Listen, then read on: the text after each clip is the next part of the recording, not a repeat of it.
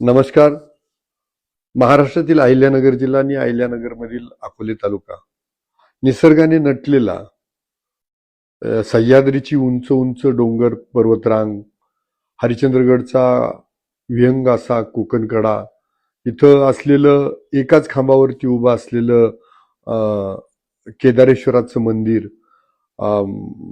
तिथे शिवलिंग आणि असे वेगवेगळे अकोल्याचा रतनगडाचा सुंदर असा कोकणकडा, कात्राबाईचा सुंदर कोकणकडा, तिकडं तुम्ही आजोबा पर्वताची रांग, इकडं आल्यानंतर कळसुबाई महाराष्ट्रात सर्वात उंच शिखर आणि विशेष म्हणजे भंडारदऱ्यासारखं सुंदर असं धरण, त्याचा रमणीय परिसर, हरिश्चंद्रगडाचा रमणीय परिसर.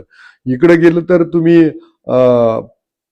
पाच पट्टा विश्रामगड, जिथे शिवराय जवळजवळ 20-22 दिवस विश्रांतीसाठी होते आणि ते आयुष्यातील त्यांची शेवटची जी लढाई होती त्यानंतर विश्राम करून रायगडावरती गेले होते. तर असा सगळा ह्या अकोले तालुक्याचा इतिहास. तिकडं अगस्ती मंदिर आहे, तिकडं तुम्ही गेलं तर अमृतेश्वराचं मंदिर आहे. अशी वेगवेगळी हेमाडपंथी मंदिरं जी काही 4,000 4,500 वर्षापूर्वीची मंदिरं आहेत, अशी काही मंदिरं उभी आहेत. आणि हे सगळं आपण अकोले तालुक्यात पाहायला येत आहेत, आनंद घेत आहेत, तर नक्की या.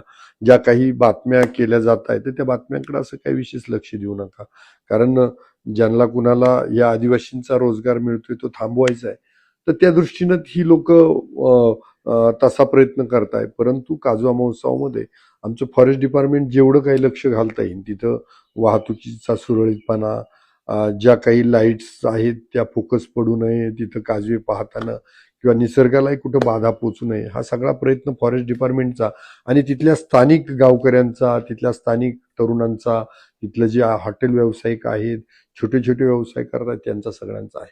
त्यामुळं तुम्ही आल्यानंतर भंडारदरा परिसरामध्ये काजवे पहा. तुम्हाला जर आतमध्ये जायचं नसेल तर इथं वाकी आणि वाकी परिसरामध्ये काजव्यांचं प्रमाण खूप आहे. तिकडे हरिश्चंद्रगड परिसरात गेले तर तुम्ही खडकी गावापासूनच पुढे काजवे सुरू होत आहे, तिकडेही तुम्ही काजवे पाहू शकता.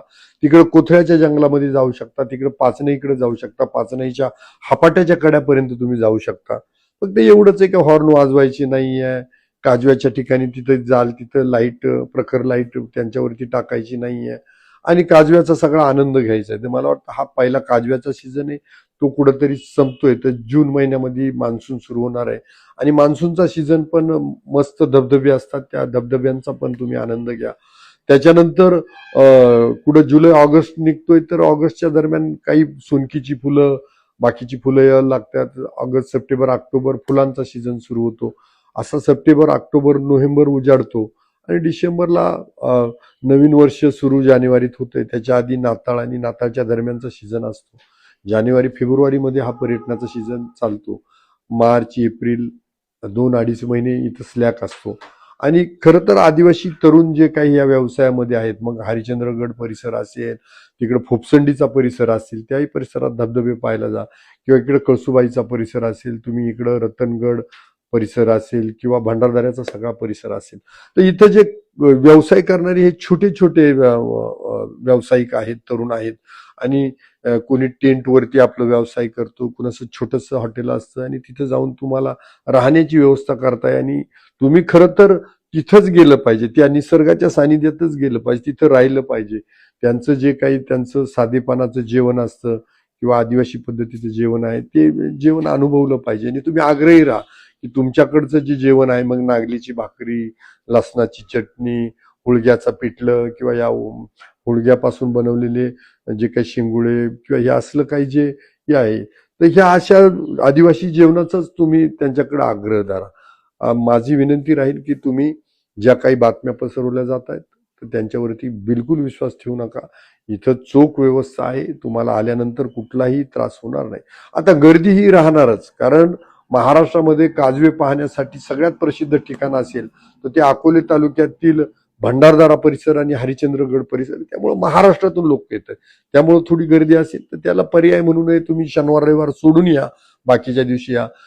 तुम्हाला हरिश्चंद्रगड परिसरात जास्त गर्दी नसती तर मग त्या बाजूला जा, असं तुम्हाला डिव्हाइड होता येईल. परंतु तुम्ही आनंदावरती विरजण घालू नका.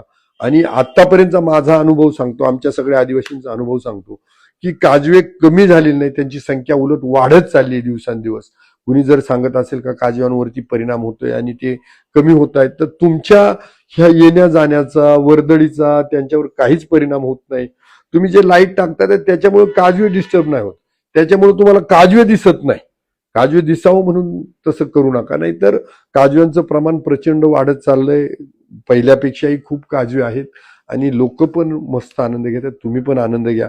जाताना कुणी रस्त्याच्या कडाना जर मुलं काही करवंद विकताना भेटतायत, काही आंबे विकताना भेटतायत, काही रानमेवा विकताना भेटतायत, तर त्यांच्यात बरोबर भाव करत बसू नका, कमी जास्त करू नका बसत. तर ती एक सामान्य कुटुंबातली पोरं आहेत आणि ते आपल्या सुट्टीच्या काळामध्ये असं सगळा काहीतरी व्यवसाय रोजगार आई वडिलांना हातभार लावण्यासाठी करताय. तर त्यांच्याकडनं नक्की त्यांनी ज्या पद्धतीनं मागतील तर त्या पद्धतीनं द्या. उलट वाईट सवयी लावू नका. कुणाला बळच पोरांच्या खिशात पैसे घालणं अशा काही सवया लावू नका. तर ह्या मला वाटतं अशा पद्धतीनं तुम्ही सगळं जर केलं तर मला वाटतं इथल्या बांधवांना रोजगारासाठी पण तुमच्याकडनं चांगला मदत होईल आणि तुम्हाला पण निसर्गाचा आनंद घेता येईल. आणि मी तुम्हाला आवर्जून सांगतो की महाराष्ट्रात अकोले तालुका इतका सुंदर तालुका कुठंच नाहीये. इव्हन तुम्ही बाहेरचं जे पर्यटन करता, तिकडं वैष्णवदेवी आणि तिकडं जाता, तर तिथं तुम्हाला सिक्युरिटी नाहीये. त्यापटी तुम्ही जर कळसुबाईचा ट्रॅक केला, कळसुबाई अनुभवली, तर तुम्हाला तिथं जे काही बाहेर जाऊन तुम्ही पर्यटन बाहेरच्या राज्यात करा त्याचा फील इथं आल्याशिवाय राहणार नाही. त्यामुळं या अकोले तालुक्यात आणि निसर्गाचा आनंद घ्या, शांतता राखा. धन्यवाद.